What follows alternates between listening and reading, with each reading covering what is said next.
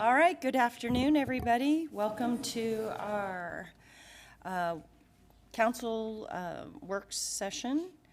We're doing an agenda review today. It is Wednesday, June 2nd. Calling this to order. Okay, we'll start moving right along. Our city attorney's office for item number 1.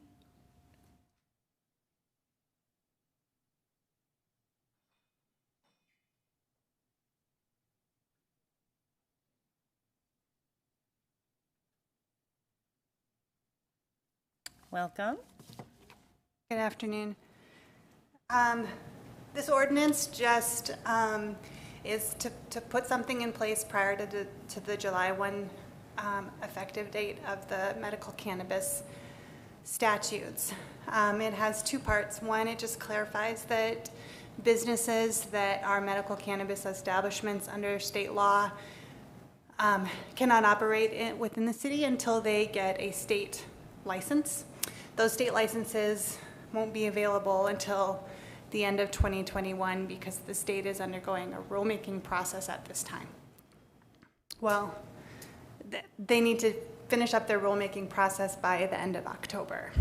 The second part of the ordinance clarifies that medical cannabis establishments are not allowed in any zoning district currently under our ordinances, and the zoning issue is something that community development is working on, and Planning Commission will see a zoning ordinance amendment to address these types of establishments probably in the next month or two is what I've been told.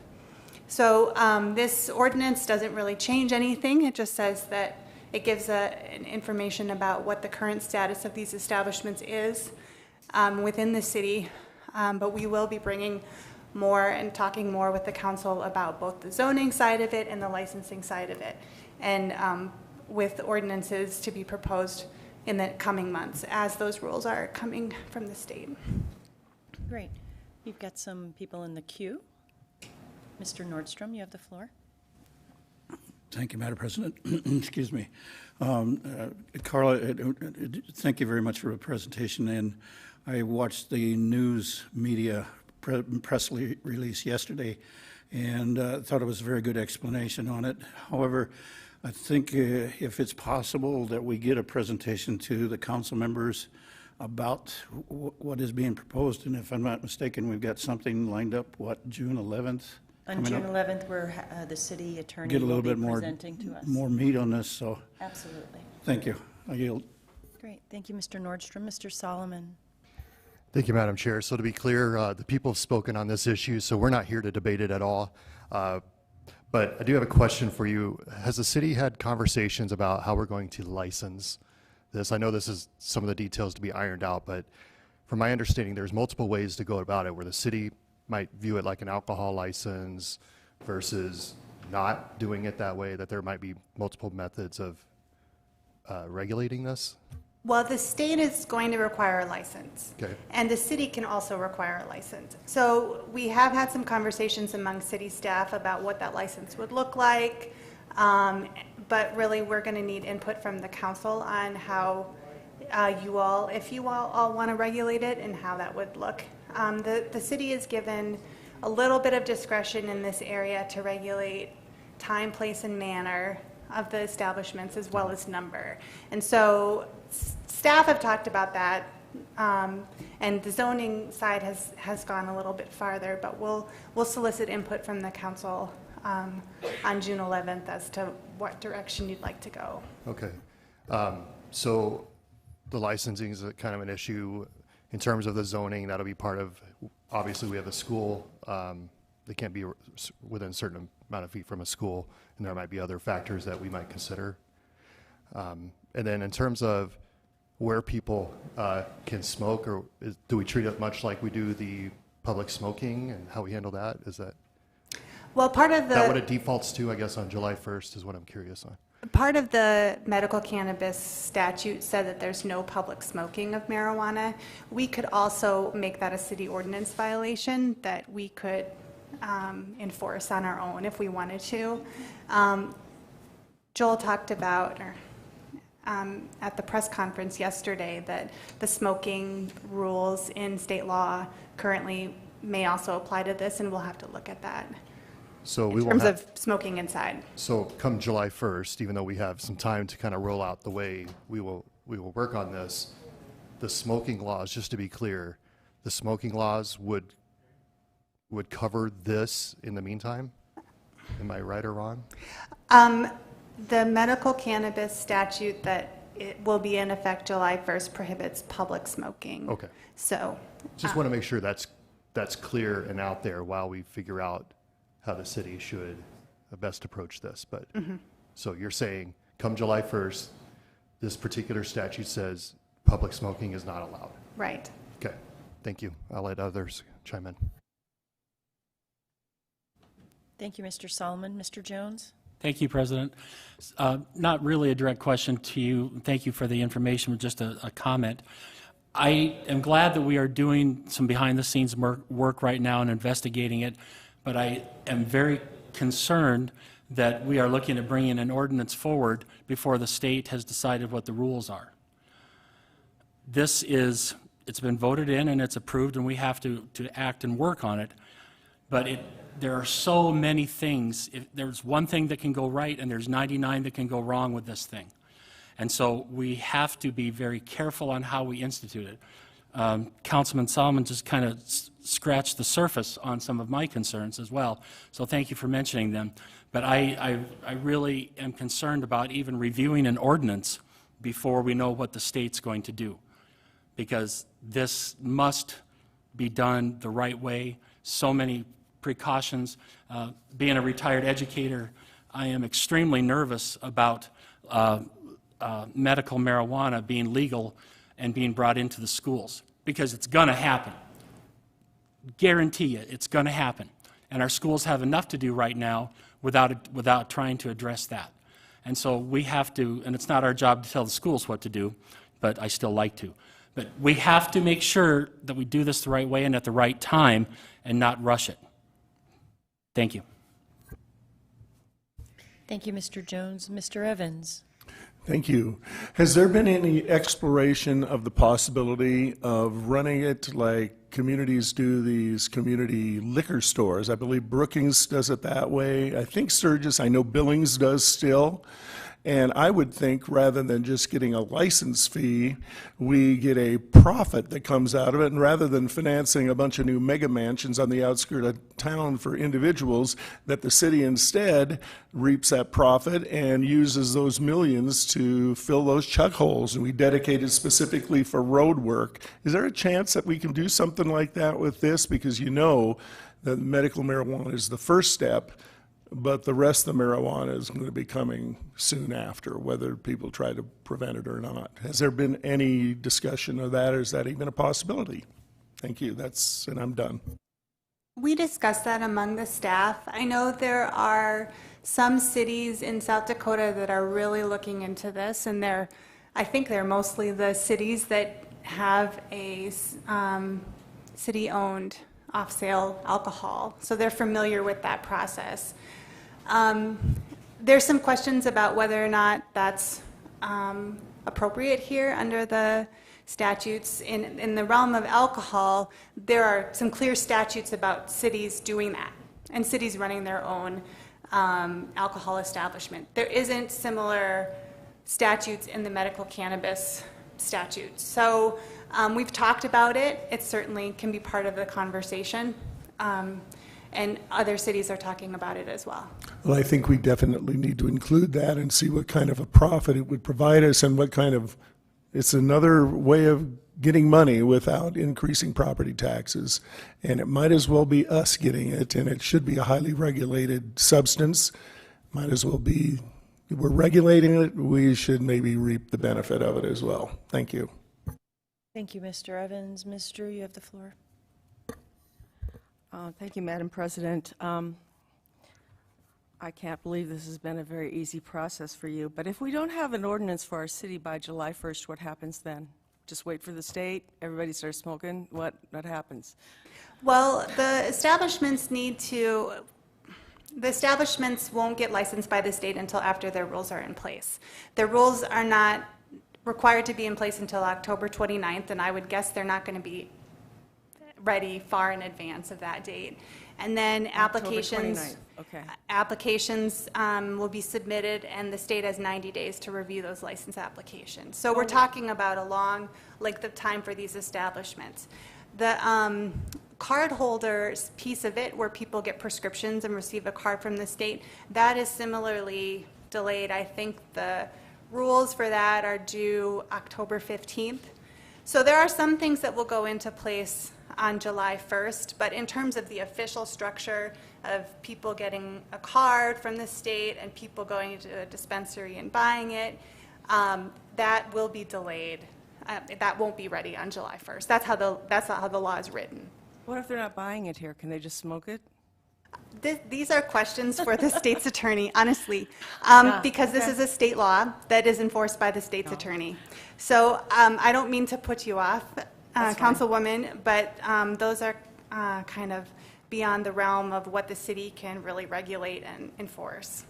Do you know if this substance is available, if we can tax it, or if it'll be monitored by the state for taxation? It'll be treated by the state as regular sales tax. There might be, I don't think there's any additional taxes in it, but maybe there is. I just skipped over that part because it didn't have to do with what we did. But I don't believe we can put an additional tax on it. I'm not sure if home rule cities could do that, but I don't think that's a part of the time, place, manner, and location purview that the city has under the statute. Well, you know, I kind of think about like the cigar bar and some of these other places that already have smoking that, you know, they could be grandfathered in, or it could just happen there. And I'm for free enterprise. I'd like to see this not be just a city place that's regulated by us, but regulated by the people that want to start these businesses and see the profits from it. We will see it eventually through sales tax, but I'm for the free enterprise system. Let that make the choice on how it's distributed, because I know a lot of people have been waiting for this, and they've been preparing for this, and they're spending a lot of money on how they're going to go forward. So I just accept that system as part of, you know, a liquor store or whatever. It should be part of our business plan. Thank you. Mr. Weifenbach. Thank you, Madam Chair. And I think the ordinance that we're doing here is just to cover us so we can move forward. Is that correct? Is that what you're saying? Right. You'll see a zoning ordinance after July 1st, as well as a licensing ordinance. And I appreciate that. And I can tell you that myself and a few other colleagues have done some extensive research into this medical marijuana. We're not reinventing the wheel here. There's other states, other cities that have done it. Some have been successful. You can either over-regulate, under-regulate, all kinds of things, but it's kind of like you got to understand when we get to that point, when we start talking on the 11th of June, that if you squeeze a tube of toothpaste, it comes out one end, basically saying, so for everything you do, there's going to be a consequence. So the nice thing about this is that a lot of other states, cities have already done that. There's a lot of information that's available. There's a few people that I've requested their presence on June 11th that are very knowledgeable. I mean, across the United States, they have a lot of information that's available. I've been handed a question and answer sheet. I can get it to you guys. I'll email it to you. It's pretty cool. It shows some of the pitfalls that other cities have, you know, done by either just letting things happen carte blanche, having the city regulate it. There's always a cause and effect when we consider all that. But I'm hoping that at the same time, the city can bring forward or make available to the council members our AOB ordinance, our liquor ordinance, and our beer ordinances, and our casino ordinances, so we can look at them all at the same time. Because if we seem to get ourselves in any trouble here as city regulators or policymakers, it's when we start to overstep our boundaries when it comes to First Amendment rights of people. You know, I'm happy to hear you talking about zoning laws versus just carte blanche. I've sat on this council when, you know, people can meet all the criteria to something, and the last thing they have to meet is whatever else the council deems pertinent. I mean, that's still written in some of our rules, even though we know that's clear violation of people's First Amendment rights. So I'm hoping that you could make that available to us. The AOB laws, I know they're currently being looked at because we stomped on someone's First Amendment rights there. Liquor store, you know, the whole billboard thing, I think we got some sort of a conclusion to that. But these are the areas that we need to be careful moving forward. We're not trying to reinvent the wheel here, guys. There's a lot of people out there. A lot of the legislators have done a lot of this homework also. Mr. Derby is one of them. Ms. Mullally is another. And then there's been a few people that actually counsel in this area, or they advocate, or whatever you want to call it. They can consult in this area. They've spent plenty of time. So as June 11 approaches, I think we do need to prepare to be ready for this. The voters voted for it, whether we like it or not, and you know, that was their decision. It was on the ballot. They voted for it overwhelmingly. So we just need to be responsible moving forward in how we get this. But the information's out there, so that's a nice thing. We don't have to reinvent the wheel. The information's out there.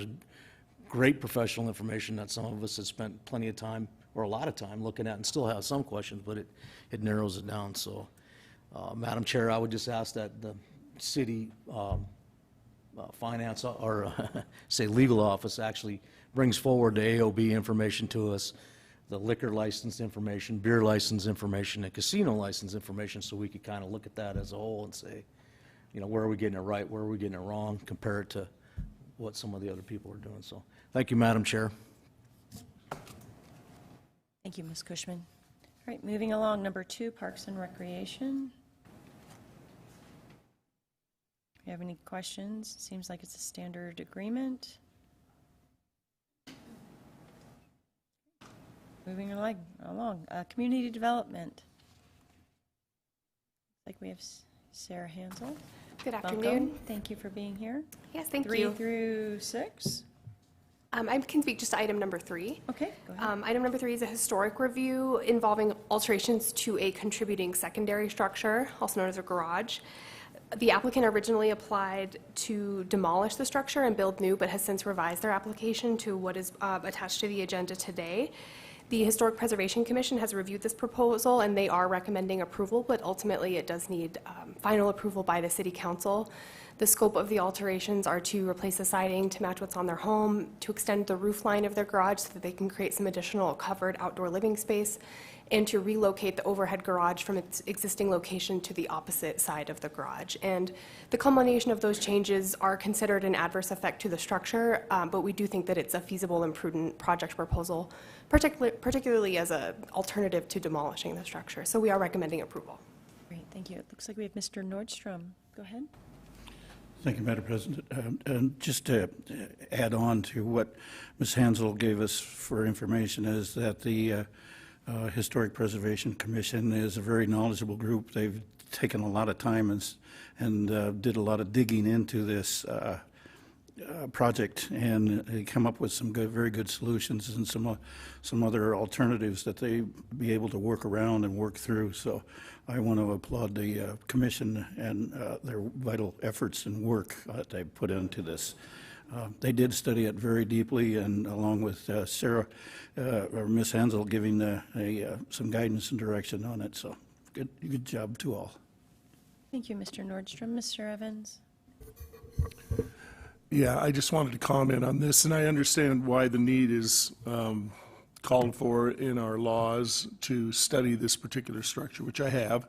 And Sarah and I are both graduates of the lovely University of Nebraska College of Architecture, and where we both played the cello, by the way.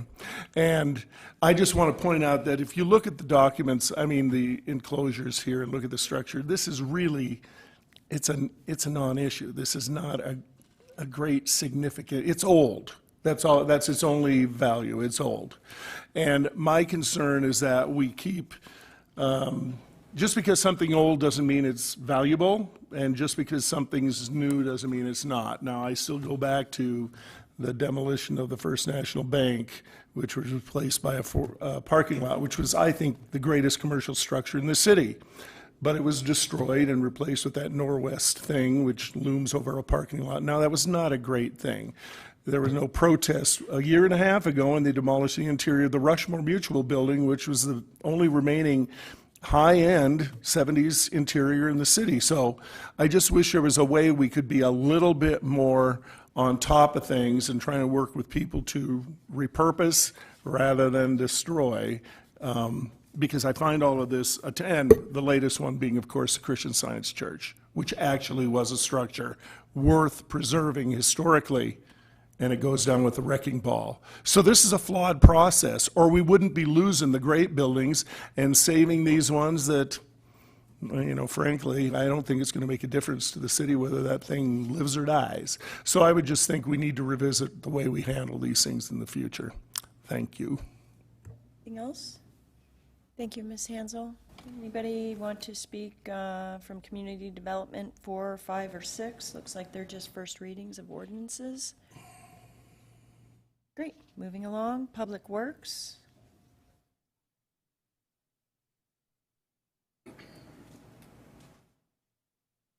Well, hello, thank you. Hi. So I will very briefly address item number 7, which is an update to the ordinance that governs the trenching and sewer water licensing in Rapid City. Item 46 also addresses updates to their bylaw for that board. The biggest change to this is that we are trying to align our ordinances more closely with the state requirements for licensing, as well as clarify a few areas that the board has struggled with in the last couple of years. All of the contractors and installers who are licensed were notified by mail. We sent out press releases, social media. We held a public comment meeting where people could come. The support that we've gotten from contractors has been positive. So we would appreciate your approval to move this forward. Mr. Jones? Thank you.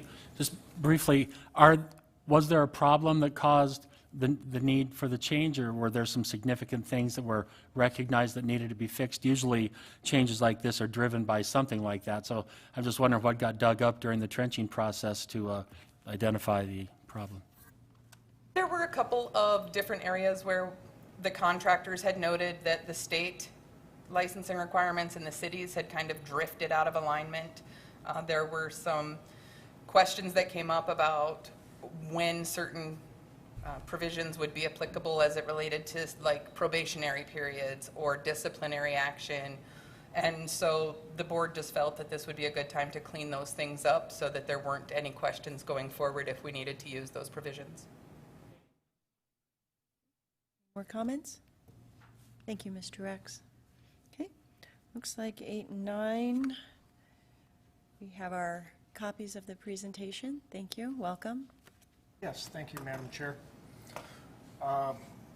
Item 8 and 9 kind of go together, and we have a short presentation for the items there that we'd like to present.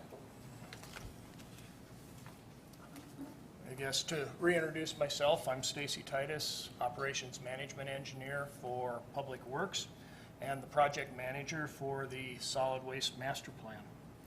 We were in front of this group on May 12th for a working session where we gave an update on the master plan, and at that time we moved forward to this working session where we have a rate resolution and financial policies for your consideration.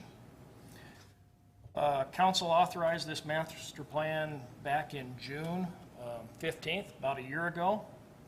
We engaged stakeholders and a number of team members in December and have been working on this project since that time. The team is now ready to present the rate resolution and financial policies. So I would like to introduce Luke Rodig with Burns & McDonnell at this time. Thank you. Thank you, Stacy. Luke Rodig, Burns & McDonnell Project Manager for the Solid Waste Master Plan Project. Now I know there's a lot of items on your agenda here today, so I'll attempt to be brief with this presentation. The presentation objectives, the first objective is to provide a summary of the May 12th working session presentation And so we'll revisit several of the key slides from that presentation, really just to aid consideration of items 8 and 9 on the agenda. The second objective is to then, following the conclusion of the presentation, request council consideration and approval of the proposed fee resolution and financial policies. So we wanted to go through the master planning process again. We felt it was important to you all as policymakers to really understand the steps and effort required as part of this master plan project. As Stacy mentioned, the project really kicked off in July of last year with various phases, so beginning with data gathering through various iterations of analysis and evaluations, as well as cost of service and rate model design analysis. Throughout that entire process, the city project team has been engaged and really has worked side by side with our team to really drive this project forward. And I would like to note that most of the city staff team was putting in this effort in addition to their daily operational responsibilities. So just wanted to thank them for their hard work as part of this project. Also, as Stacy mentioned, we engaged stakeholder representatives throughout the project at key junctures to really provide critical feedback and direction on the plan decisions and recommendations to move forward. So after 11 months now and thousands of hours of work, we're here presenting to you all today at this second working session. Moving into the key plan recommendations, I'm not going to go through each of these recommendations. They were presented in detail at the May 12th working session. I do want to note that the starred recommendations for each operation will be discussed on the following slides in more details. And then really wanted to hit the overarching recommendation, which is to address the baseline needs of all operations. So that's from a staffing resource perspective, proper equipment replacement funds, as well as capital improvement needs, really just to maintain solid waste operations and maintain the level of services that the city is currently providing. So this recommendation really is the most impactful from a cost savings and rate stabilization perspective, which is to discontinue the co-composting process. So since the operation began, there really has been no demand for this product, the co-compost product. The landfill has struggled to get rid of the product. There's very high operational costs associated with that operation, as well as significant near-term and long-term capital investments required just to continue that operation in the order of millions of dollars. I do want to note that the recycling operation is not impacted by this recommendation. And then as part of several questions we received following the last presentation, we developed this next slide to clarify the co-composting process versus yard waste composting.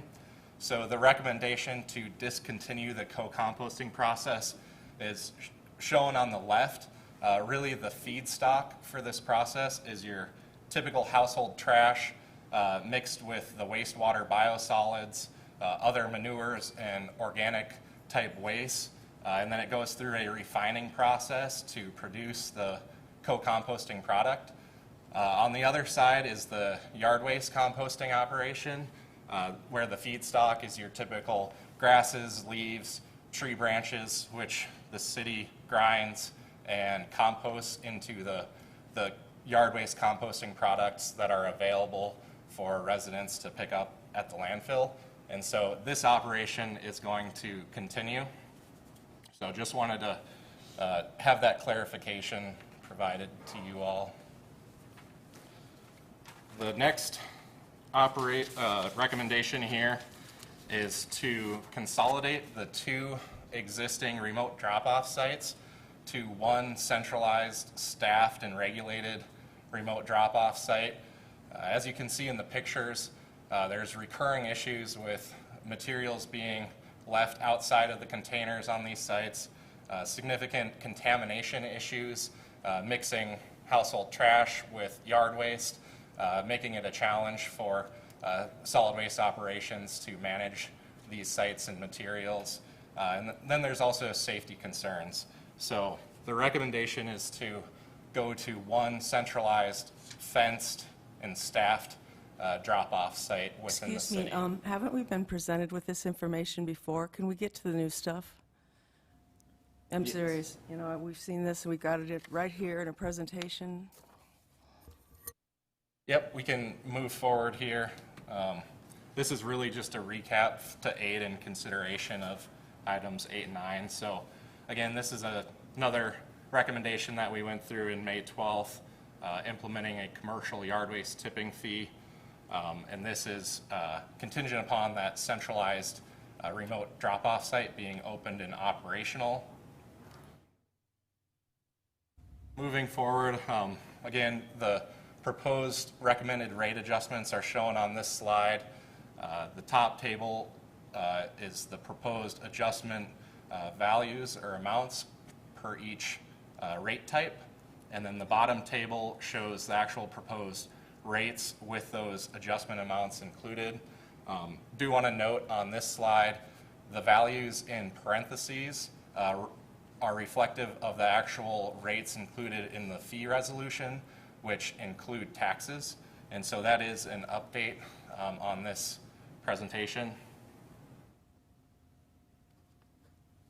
Here's the historic residential rate chart, just looking at the historic perspective. So 2012 to 2013, there was a rate decrease, no rate adjustments since that time. And then really just looking at the proposed rates on the right side of the chart, they're really in line with inflation factors, had the rates just kept up with inflation since 2012. And then here's the same benchmark comparison to other cities, comparing the residential collection rates. So currently the city's collection rates are the lowest in the region. Even after the first two proposed adjustments, the city's rates in 2022 would be in the middle to lower tier for benchmark cities around the region. So really just wanted to highlight that again to aid in consideration of the agenda items. Now I'll turn it back to Stacy here for the conclusion. Thank you, Luke. Again, I wanted to thank the stakeholders that have been involved in this task since last December. Had 3 meetings, got a lot accomplished. And at this time, we'll be available for questions and everything afterwards here, but we would request council approval of the attached fee resolution and the financial policies. And then I wanted to reiterate that there is, as part of the master plan and the base plan scenario that's approved, there will be some policy actions that will be coming forward to council at future meetings for plans of implementation, such as phasing out the 35-gallon containers, some of our alleyway collection, the sharps management, and the commercial yard waste tipping fee that we had previously discussed. So with that, we are open to questions. Great, thank you. Got some people in the queue. Before we go to them, I just personally want to thank Mr. Lehman, Mr. Stroman, Mr. Evans, and Mr. Weifenbach for their help in this project as well. Go to Mr. Evans. Yeah, I have one question, because I do believe it's premature to be voting on this rate structure since we have not had one chance to discuss ramifications of it amongst the council members, unless I was hibernating or something and missed it, but we have not, have we? We need to talk about this because there's certain things that seem a bit innocuous and not going to cause a trouble. But I'm telling you, every little old lady that is going to have that 35-gallon garbage can removed and is forced to wield a big one around, we're going to get 1 billion phone calls to members of this council over that. And these are the points of the discussion we haven't had to talk about. So I'd like to ask you, what is the rationale behind removing that smaller collection unit? The primary rationale is a safety concern. The equipment we use in the collection trucks that reach out and grab the containers are designed primarily for 65-gallon and 90-gallon. So inevitably, we lose containers in the back of the garbage truck, collection truck, and then people have to crawl up there, get into the bin, and remove it. Also, from a cost standpoint, the container difference is minimal. Most of the peer groups we look at have all gone to 65 or 60 gallon and larger. It is kind of the way the industry has been set up, and it makes it more efficient for us to streamline to 2 container sizes. Luke, I don't handle it? Yeah, I think that's correct. Okay. Well, we just have to keep in mind that this is a service we offer, and the reason we offer it is for the convenience of the citizens, not for the convenience of the people that are actually collecting it and everything. And we need to take both in consideration. That also will involve the use of alleys and way we collect it. So there's many considerations we need to talk about before we do anything. So I believe to just approve this with no discussion is premature. Thank you. Mr. Solomon? Thank you, Madam Chair, and I appreciate the presentation and the hard work to everybody involved. Obviously, there's a lot to consider here. For policy's sake, since you're going to bring this up soon, and Stacy, this might be more for you, I think Mr. Evans brings up a good point about, well, his larger point is not so much about the 35-gallon deal, it's about who the customer is. And I think that is obviously first and foremost in our mind. With that in mind, I think if I have one question, in addition to that, it would be about the remote drop-off sites.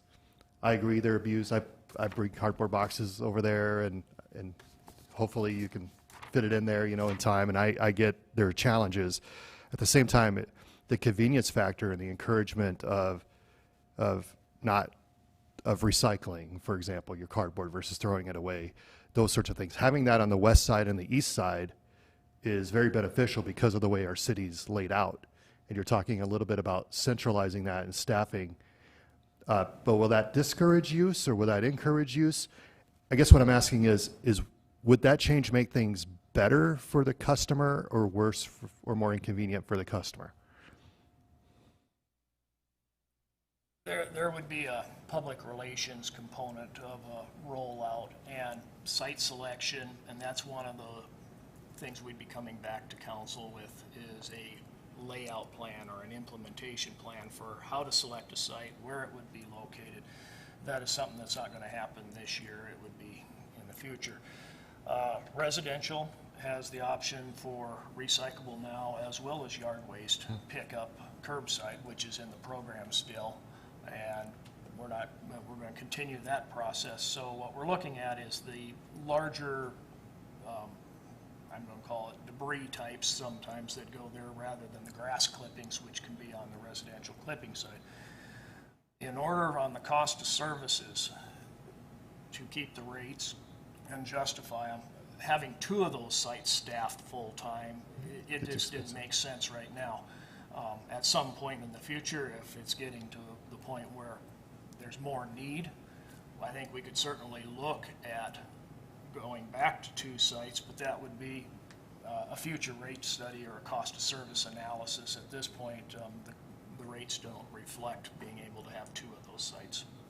And to be clear, the abuse often comes from commercial users using those remote sites versus the typical residential consumer. Is that correct? Is that what I heard in the last presentation? There's abuse by all as far as some of the cross-contamination, and sometimes it's just people don't know necessarily what items can be disposed of there. But yes, commercial, I'll call it the tree cutting, the large commercial, haulers, those type, we'd look at trying to go to the landfill for that disposal, which would eliminate some of the abuse. And then the other is just the after hours of furniture, sofas, things that don't have any business being there. With it not being fenced and regulated, we get a lot of abuse by that type of drop-off as well. Okay. I don't doubt there's a better way to do things. I appreciate looking for better ways to do things, in addition to obviously adjusting fees. But as we do, I hope we always keep the end user in mind, like the customer in mind.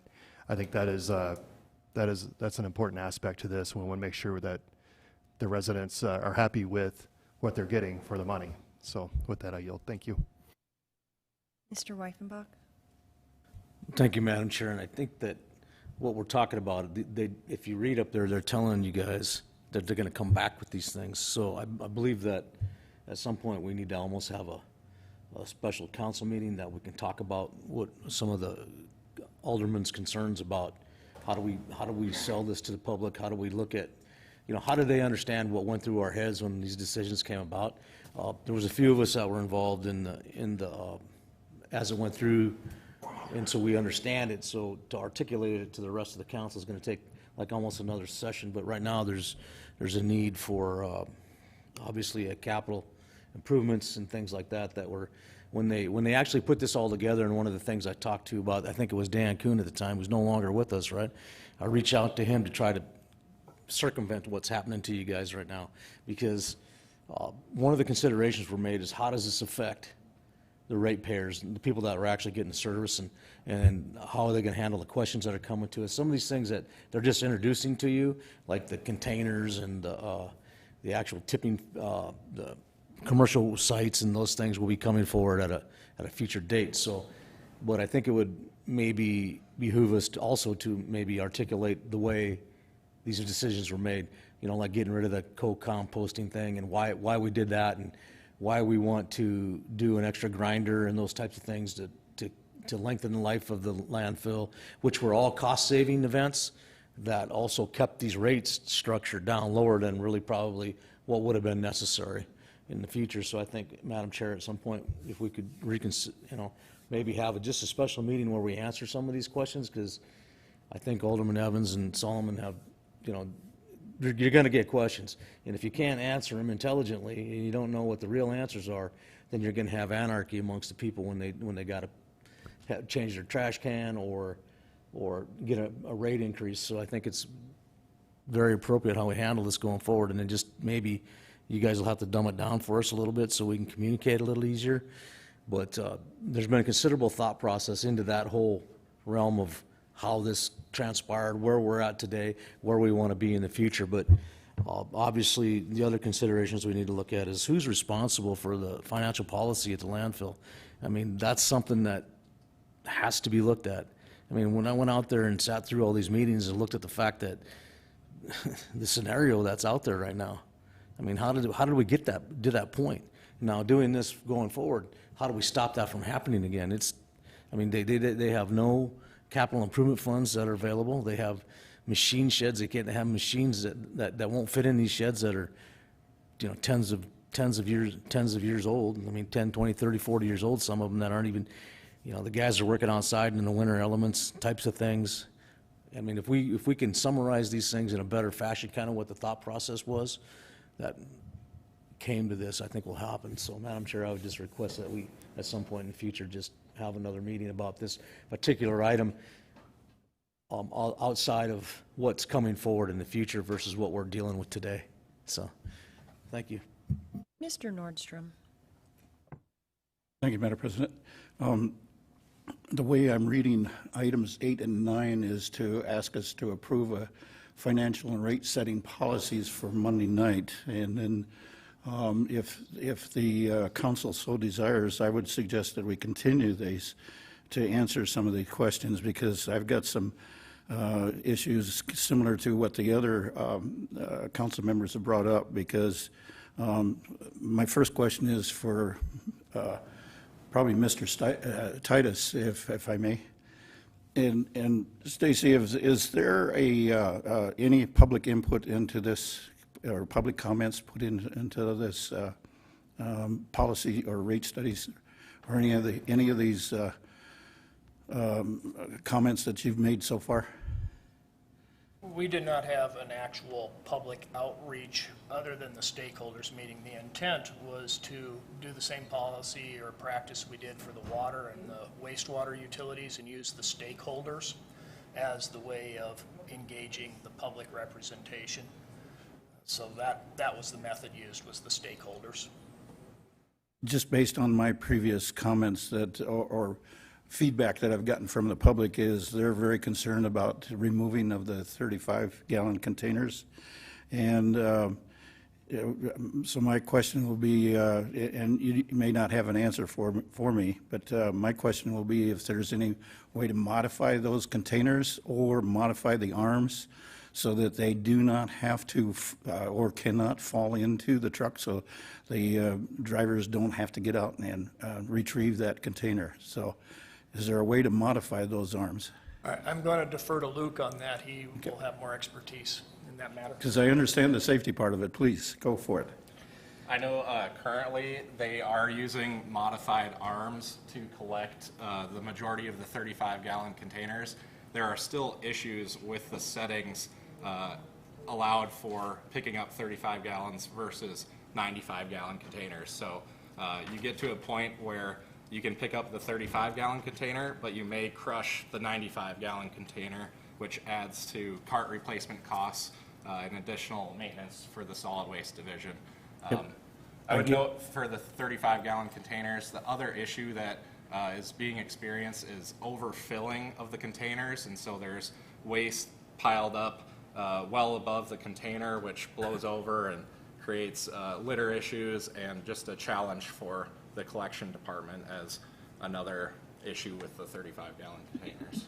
Totally understand both sides of the issue. I get it, and thank you for that clarification. And then the previous comment was made about the elderly ladies having an issue with the larger containers. Well, there's older gentlemen that are out there too that are going to have the similar issues with those larger containers. And some of those folks don't even use those containers every week. They bring them out there probably every other week. That's even the small containers. So I think right now, just my thought process right now is saying that we need a little bit more thought put into those 35-gallon containers. And I see in one of the proposals that you are continuing a rate increase of about $2 per year through the year 2025 on the chart versus what was up here on the slide. So can you explain the contradiction there?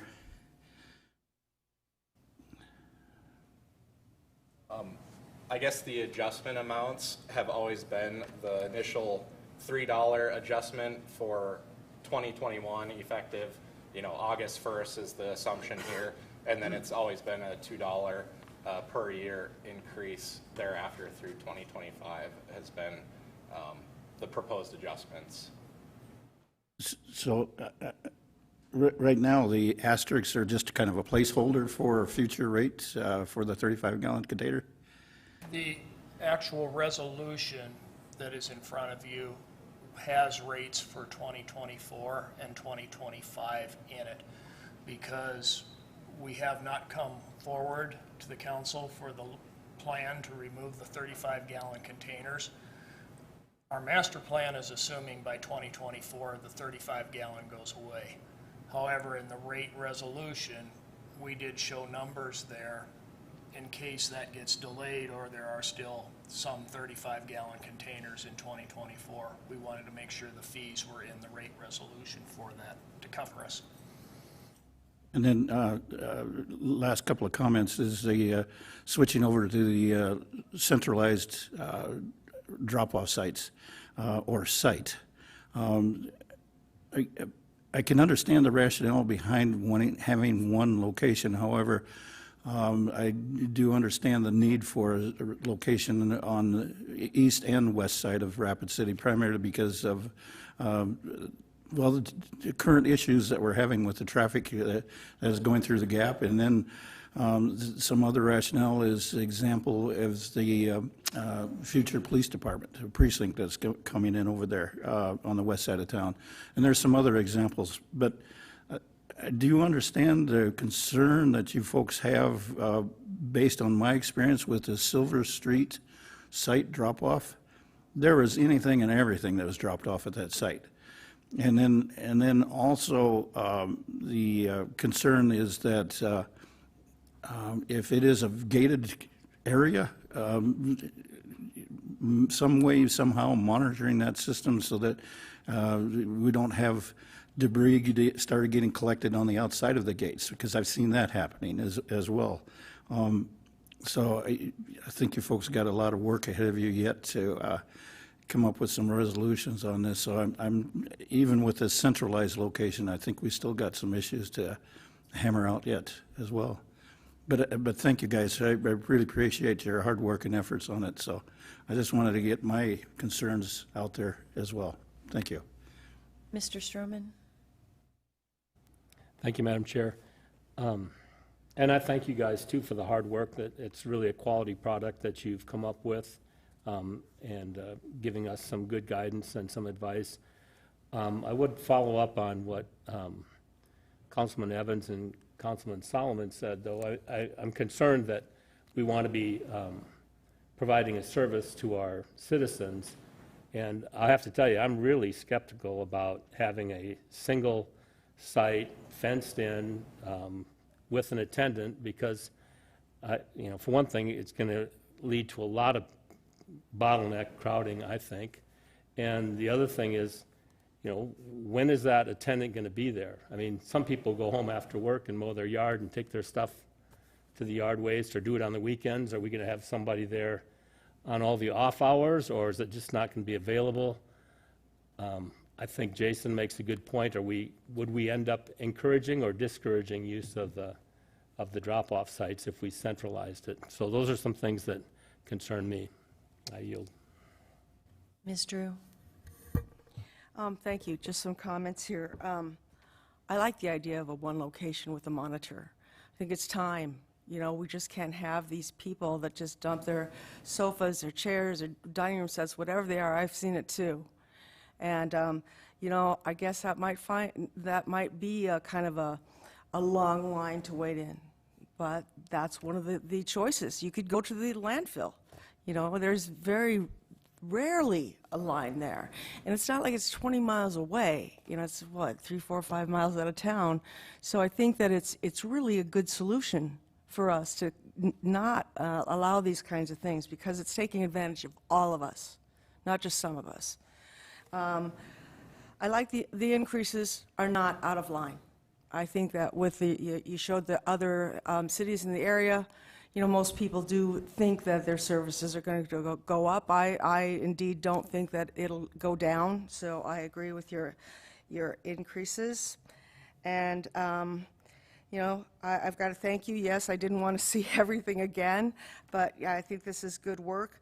I like your tipping fees, too. I think it's time for the tipping fees. So if we're going to have commercial people doing that, you got to go with the fees on that. It's another way that we can get more income for the landfill. If we're looking at the future, we always are worried about having enough space, and are we going to do more cells and those kinds of things. We have to have money for it. And that's just not going to, yes, I'm worried about our constituents, but I'm also worried about being able to pay for it in the future. And the way we do that is by paying for it now. So I'm in favor of a lot of this, and thank you very much. Thank you. Mr. Evans? Yeah, I just wanted to add in that perhaps a way of monitoring might be with one person sitting in front of a bunch of screens looking at 4 sites, and the ability to get license numbers and perhaps find those people later, keeping the sites open. That might be an option. I don't know if it's feasible or not. But I think we need to look into that a little bit, maybe some other options, because I know the convenience of doing those things locally. This is a long town, this is a big town to drive across, and people that do it regularly, it takes, it's a good 45-minute trip. But the other thing is, when it comes to yard waste, I don't think in my neighborhood, I bet maybe 40% of the people use the yard waste disposal in bags. And I think that these rate increases are super reasonable. We need to pay for them. But perhaps we give the people an option of, you know, an additional thing. If you're going to use the yard waste disposal, they pay an additional fee for that, you know, that particular convenience. And then a map is generated for the crews that go around and collect it. And it might save time in general rather than diving down streets where nobody is using that service. So that might be something to explore as well that maybe hasn't been talked about. Thank you. Mr. Weifenbach. Thank you, Madam Chair. And I tried to reach out to the director, Dan Kuhn, but he's either left the city or he's no longer here. Otherwise, we could have circumvented a lot of these questions because we've considered all that. So if there's a way we can summarize it better, you know, we considered about, like you said, like Alderman Evans had talked about with the pickup of the grass, and look, everything costs money. So you know, the 35 gallon, when you're talking about dumping it in you know, and it falls into the truck, you're also considering workman's comp claims. Every time that guy gets out of the truck, you just elevated the cost of your garbage collections. So that's some of the things that we're considering. I wished I could articulate those better to you guys. Like I said, Mr. Kuhn has since left the city, so he was my basic contact when we had a conversation talking about how we were going to present this to you guys. So today we're not talking about getting rid of the 35 gallon. We're just talking about the rate increases, correct? And we're not talking about the centralized site today. That's something that's coming down in the future. So that's why I mentioned, I'll reiterate myself to the fact that if we have a special council meeting, I think the stakeholders that were there was private haulers there, and the guy was definitely, he was very straightforward and with the cause and effect type relationships of what happens if you do certain things. Everybody that was there was open and honest with each other, knowing that there would be cause and effects. So if we could have that question and answer period when we get to those things, other than that, we're talking about nothing.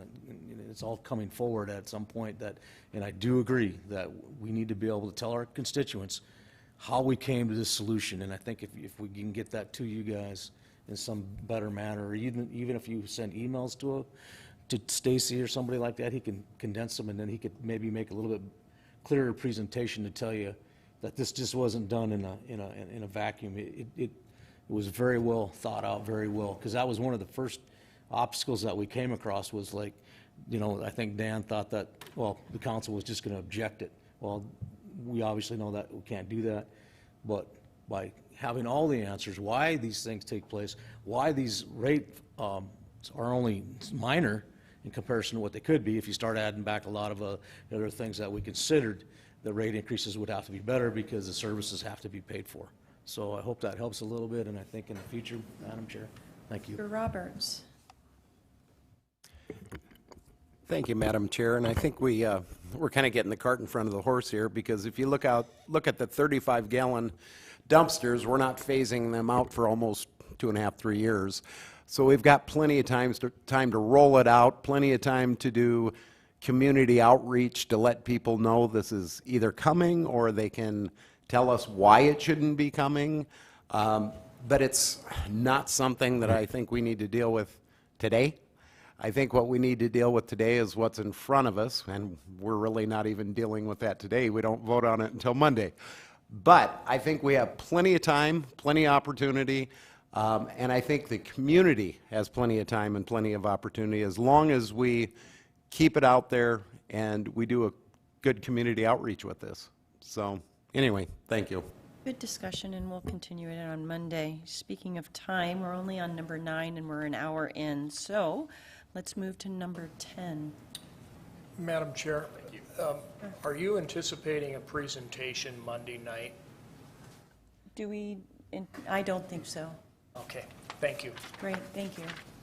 Okay, number 10, Captain Sitz. Our antlerless deer access permit program. Thank you, welcome. Thank you, good afternoon, Council. Here on behalf of the Rapid City Police Department for the agenda item, looking to approve a resolution that allows a city 2021 archery antlerless deer access permit program. This would be the third year of the program. Our previous 2 years have been successful. Actually, no complaints to the police department about the program at all. In fact, we've had actually more complaints from citizens about hitting deer on Sheridan Lake Road or deer destroying their gardens. This would be a joint program that would be co-managed by the Rapid City Police Department and the South Dakota Game Fish and Parks. And I have Trenton here with me now if there's any questions about the program. Any questions? Great. Thank you very much. Okay, moving right along. Airport, number 11. There she is. Thank you, Madam Deputy President. Director Tony Broom, thank you for being here. Thank you. What you have before you is a recommended change to our airline rates and charges, and that is due partly because of the significant amount of federal grants that we've received through the CARES Act. Basically, it boils down to you can't double dip. We charge all of our expenses or a certain amount of our expenses to the air carriers. We've since been able to get grant relief to pay those expenses, they're in turn lowering their expenses. Each year we do a reconciliation because our rates and charges that we charge to the air carriers is based on a budget. It's a very tedious, long process, and each year we then reconcile the actual to budgeted expenses from the previous year. That then tells us whether we owe a credit to the air carrier or whether they owe us. It's a very good partnership. If we end up behind, so to speak, and have more expenses, the carriers kick in and pick that up. If we end up coming in under budget, then we owe them a refund. So having completed the reconciliation for 2020 and looking at the impact because of the grants, we know we're going to have a significant impact this year as well. So we recommend, and it is per our contract, that we reduce those rates for the second half of this year. That will, in essence, then reduce the amount of credit that we will most likely owe to those carriers for next year. It is a complicated process. I'd be more than willing to sit down with anybody that wants to see it, or if you have any questions today, that I'd be more than happy to answer. Questions, comments? Great. Thank you, Ms. Broom. Thank you. Okay, moving along, number 12, Parks and Recreation. Looks like we have a resolution. Any questions, comments? Okay, moving right along. Fire Department 13 and 14. Welcome. Thank you for being here. My name is Brian Pavandra. I'm the Division Chief of Fire Operations. The two we have on are two change orders, both for the aerial apparatus we have on order with Rosenbauer.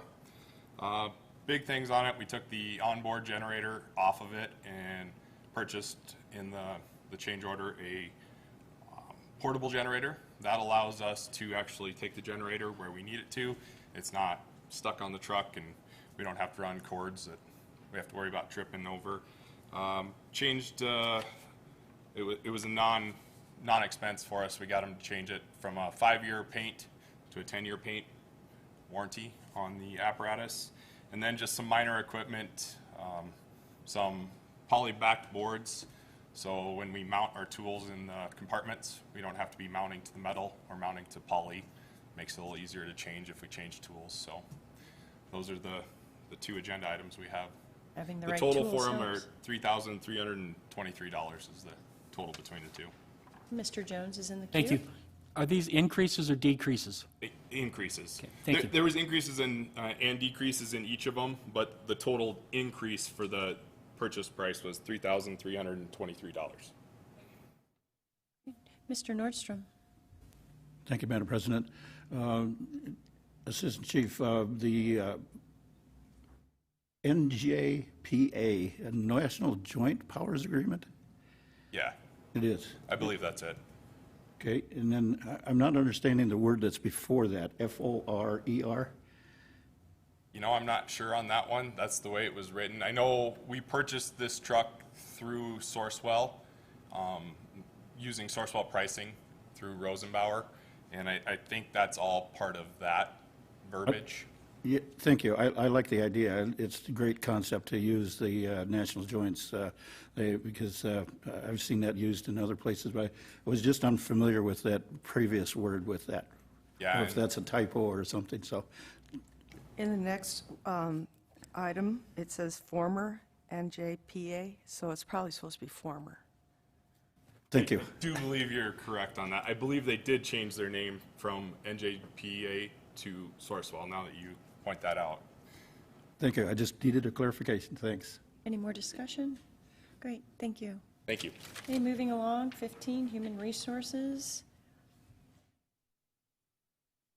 Welcome, thank you for being here. Good afternoon. My name is Brandy Christensen. I'm the Assistant Director for Human Resources.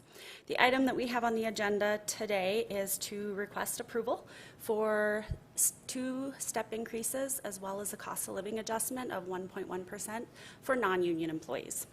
You may recall back in December when you were reviewing and approving the AFSCME contract that was to go into effect in January of this year. There was also an item presented at that time for approval for non-union pay scale changes, and you did approve it at that time. Post-approval for AFSCME contract, there were significant items that needed to be done for implementation on that, and the last several months has really taken up all the time in order to do that properly and correctly. So the mayor and the department directors have determined that we're not quite ready to place all the non-union employees on the pay scale as of yet. Instead of making the non-union employees wait until we're ready for that, we're requesting that we do the 2 step increases and the cost of living adjustment at this time, since there have been no step increases for non-union employees since January of 2019. The reason for that is COVID. Right about the time we were looking at what we were going to do for 2020, of course COVID hit. We were trying to be very, very careful with any changes that we made on spending, because we weren't sure, how that was going to affect our overall budget. So since we did not have any major negative impact to the budget, we're requesting to do 2 steps. The rationale for that would be to make up a step for 2020 and then also have one that's for 2021. That's why we're requesting the 2 steps. And then the cost of living adjustment, that's just something that we try to do whenever we look at the CPI, try to keep up with inflation. That's where that number derived from. So with that, to make sure that we implement the pay scales that you did approve back in December properly, we're entering into a partnership with Elevate Rapid City. They've got some incredible tools available to them. Their staff is amazing. They have a tremendous amount of knowledge that we're going to utilize and work with them on to make sure that we implement and take our time to implement that pay scale correctly in the coming months for our non-union employees. So happy to answer any questions that you may have. All right. Thank you. Okay, thank you very much. Okay, moving right along, Finance Department. Can you take 16 through 21 and maybe throw in 51 as well while I have you? Sure.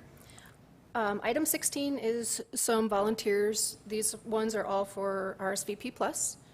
Just want to make sure we get them on our roster for work comp purposes. Item 17 is the general fund cash balance report. As at the end of April, the total cash is $30.8 million. We do have just over $9 million in reserves and some designated cash. The undesignated is just over $21 million, which obviously we know we're going to be making some decisions on that in the future. Okay. Item 18 is the sales tax report for March. It's looking pretty good. It's an increase of 17.58%. We're happy to see that. Hopefully it stays that way. Item 19 and 20 are both to surplus some items to trade in, one for stormwater drainage and 3 items for the cemetery. And item 21 are some property tax abatements that we received from the county.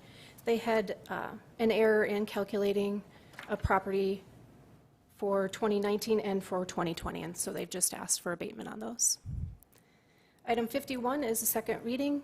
There are no changes from the first reading.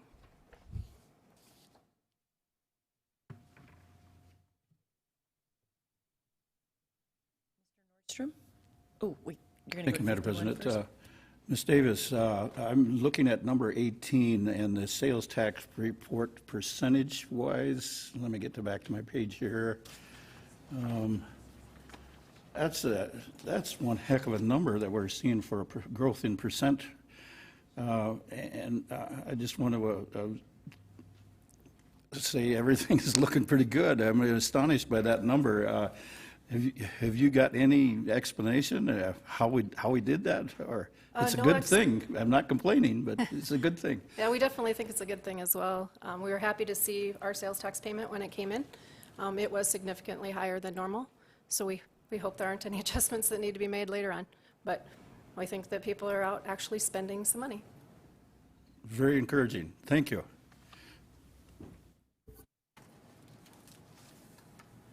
Did we go to 51? Great, right, just making sure. All right. Thank you, Ms. Davis. Moving along, Public Works. Yes, items 22 through 46 would be what I'd consider regular business. We do have staff available if you have any questions or on any specific Do I have any council item. members that like to pull any 22 through 46? Mr. Evans? Thank you. I just want to continue my objection to that lighting plan that we're implementing. And most of it's been put in now, and I'm going to ask everybody here, as you drive through downtown Rapid City, to look at what we've put in. If you like it, I suggest you travel and see where it's done well in other communities. Because what we have now, mounted far too high on standards, is a general area street lighting. The pedestrian level lighting is mounted way too high, and it shines directly into your eyes. It acts as another point source, so if anything, it's actually causing more of a hazard for pedestrians because you're looking at all that glare, and then the pedestrian area is in a shadow. So I think back to a year and a half ago or so when I first asked, when the bids came in 60% below where they should have, and I asked for the lighting controls to be included. We could solve those problems because we could dim them. I think the color is inappropriate. It's far too white, not what I would hope would be a dark skies compatible spectrum. And even the way that the pedestrian level lights are mounted on the holes, they're mounted parallel to the street rather than perpendicular, so they don't sit out. They have no decorative value, which is part of the, part of the reason we do those things. So I'm going to only ask, because I know that this will be approved, look at what we just built as you drive around. And I hope you don't like it, because I'm telling you, I think it's extremely mediocre. In fact, I'd say it's below average. In particular, note the glare in your eyes as you travel. Thank you. To clarify, that was number 24, correct, Mr. Evans? Great, thank you. Ms. Drew? On item 28, we're doing a lot of bids for roof replacement, and there's no list of any of the properties we're looking at. So on Monday, I'd like to see maybe a list of those. There's 15 to 20 roofs that are being replaced, so maybe you guys have some kind of idea which roofs those are. Thank you, that's it. Great. Anything else? Okay. Thank you very much. Okay, up to 47, community development. Thank you, Madam President. Number 47 is approval of the CAPER. That's our year-end report for the CDBG program. Number 48 is authorization to sign fiscal year 21 contract with Pennington County Health and Human Services for their rent assistance program. And number 49 is authorization to sign the corrected agreement for fiscal year 20. There was a miscalculation from HUD of about $79.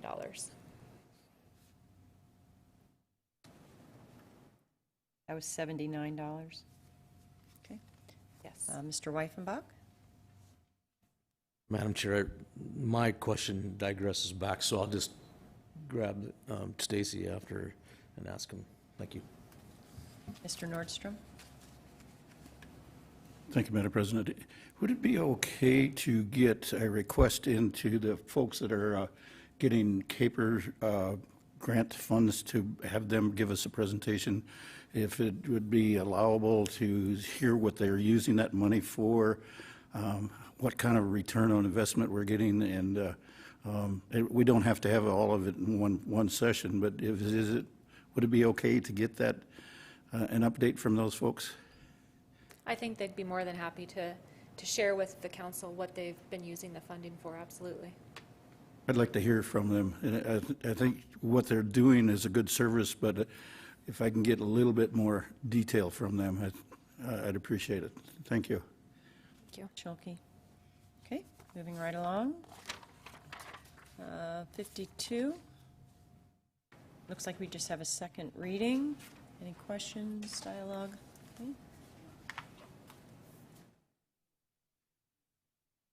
Yep. Okay, moving on to 53. I think we're back to scooters. Anybody want to talk about scooters? Ms. Drew? All I want to say is I'm not going to vote in favor of any prohibition of the little vehicles downtown, because I've seen them used in several big cities with no big gangs running over ladies coming out of the oil shop. So I'm going to say yes. I also saw a commercial where it looked like UPS has now developed a motorized vehicle that goes down sidewalks to deliver packages. Now, I don't know if that's just fantasy or if it's real, but we're going to just see a lot more automation, and so I'm just going to vote no on this. I just want y'all to know.